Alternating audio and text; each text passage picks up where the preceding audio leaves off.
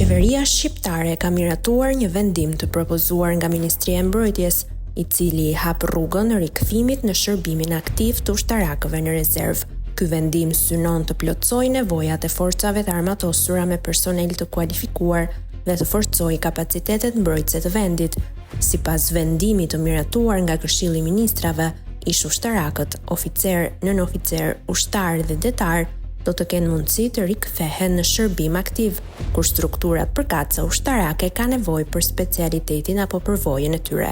Ministria e Mbrojtjes do të publikojë thirrjet për pozicionet e hapura në faqen e saj zyrtare, ndërsa aplikimi do të kryhet në mënyrë elektronike përmes portalit e-Albania. Pas dorëzimit të dokumentacionit, kandidatët do t'i nërshtrohen vlerësimit nga komisione përkatëse dhe kontrollit të sigurisë. Të përzgjedhurit do të konsiderohen ushtarak aktiv dhe do të emërohen në detyrat përkatëse, duke ruajtur gradën që kanë pasur në momentin e daljes në rezervë. Gjatë periudhës së kontratës nuk do të kenë të drejtë avancimi në gradë. Vendimi parashikon gjithashtu se në rast mobilizimit të pjesëshëm apo të përgjithshëm, rikthimi në shërbim mund të realizohet edhe pa aplikim, me njoftim të drejtë për drejtë nga autoritetet ushtarake.